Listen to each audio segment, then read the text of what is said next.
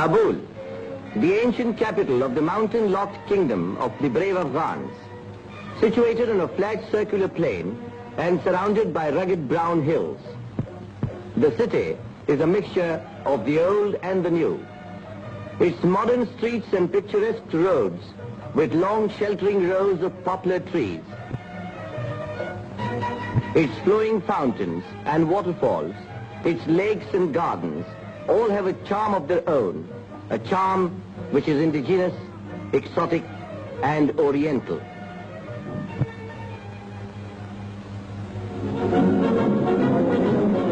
Every year, the freedom-loving Afghans celebrate the last week of August as their Independence Week.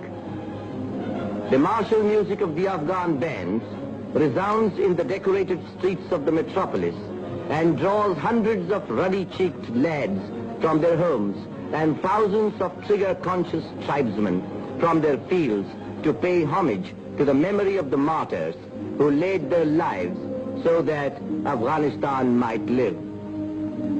Liberty-loving Afghans cherish their national freedom above everything else. And these monuments remind them of the heroic sacrifices of generations of their countrymen in the cause of national independence. And this is the monument commemorating martyrdom of the great Mujahid, the late King Nadir Shah, the father of modern Afghanistan.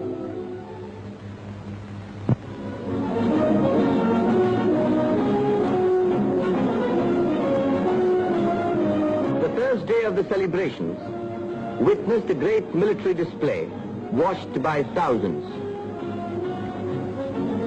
Steel-helmeted soldiers in their slick uniforms, armored cars and mounted guns.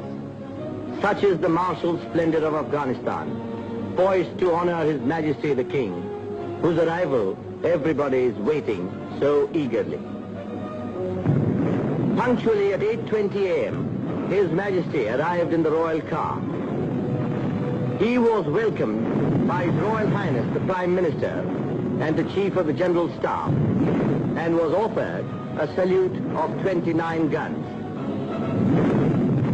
Alighting from the car, His Majesty got into a jeep to inspect his faithful warriors.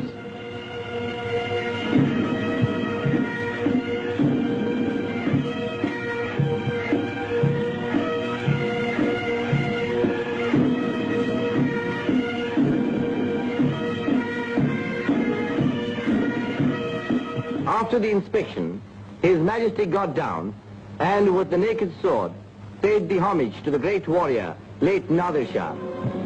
His Majesty is under the royal canopy to take salute of the Afghan army.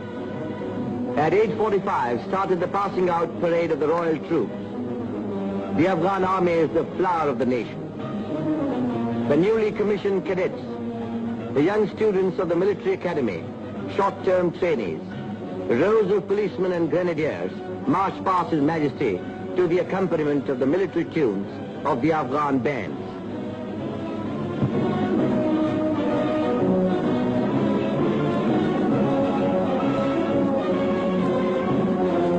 And then the heavy anti-aircraft guns. Groups of aeroplanes dived in formation, showering congratulatory leaflets all around.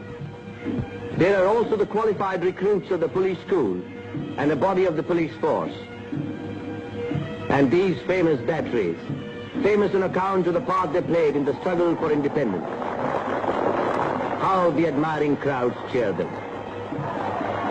These are followed by hill batteries, batteries for use in the plains, and more anti-aircraft guns. A number of helmeted men brought the rear of the parade, which lasted nearly 2 hours and aroused tremendous enthusiasm among the watching multitudes. Afghans adore games of all kinds and are keen sportsmen. The Independence Week is also a week of sports, of matches, of races. Every afternoon during these 7 eventful days, thousands of Afghans would gather to witness the hockey and football matches. Here is a hockey match being played between the Afghan military 11 and the team of the All India Hockey Federation, the heroes of the last World Olympiad. What clever stick work and what speed. The first half found both the teams equal. But in the second half, the Indians, by their quick short passes, scored a victory by 3-0. In this course of the matches and games, the Afghan youth found an opportunity for display of gymnastics and races. Young Afghans from various schools and institutions marched past with their bands and banners.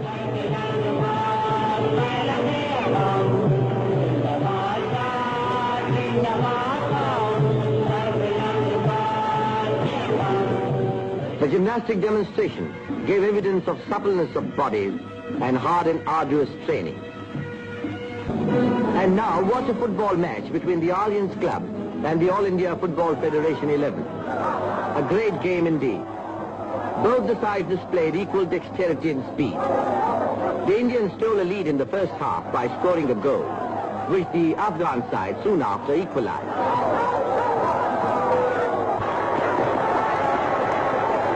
Perhaps the happiest during the Independence Week were the Afghan people themselves.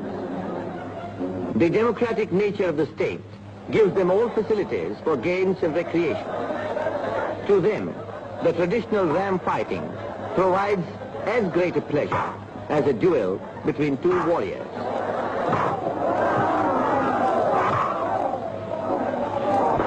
Finally, the dancing. The Afghan youths have their own way of dancing to the beating of the drum and the sweet melody of the flute. They let themselves go. Gradually, the music becomes faster, and so do the dancers.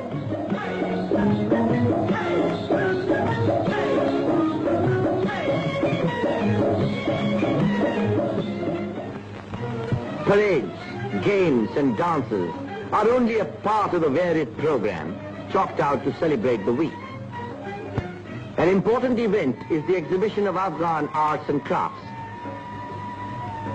In spite of its insular position, Afghanistan has made lots of progress in the industrial field and well maintained its cultural heritage. Here you find some of the best specimens of Afghan crafts: beautiful carpets, soft rugs, products of the handloom industry, Afghan jewelry inlaid with precious stones. The merchants and the manufacturers really do some brisk business during these days. Another major attraction during the celebrations is the Indian Arts Exhibition organized by the Indian Embassy.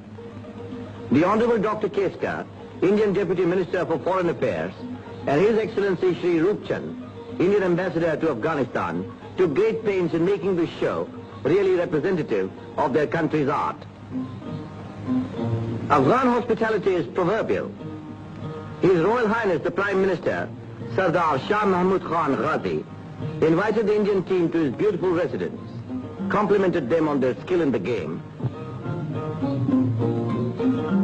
and gave each member a memento of their visit to Afghanistan, and said, "We Afghans are friends of all and foes of none. With India, our relations are extremely friendly.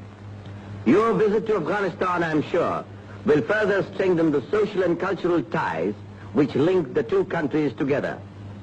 The future peace of the world depends to a great extent on the happy understanding between nations." The manager of the Indian team made a suitable reply, and the guests enjoyed a sumptuous feast. The Indian ambassador also gave a party to meet the team of his country. Besides the Honorable Dr. Keskar, high Afghan dignitaries, the members of the diplomatic corps, other prominent citizens attended the function.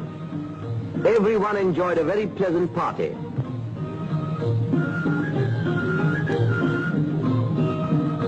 Finally, the Indian merchants in Afghanistan arranged a feast to meet their country's foreign minister. There is no communal problem in Afghanistan, and equality and liberty enjoyed by the Hindus and Sikhs in the country is remarkable. They love Afghanistan and are treated as Afghans first and Afghans last. Thus ended the eventful week, a week of celebrations.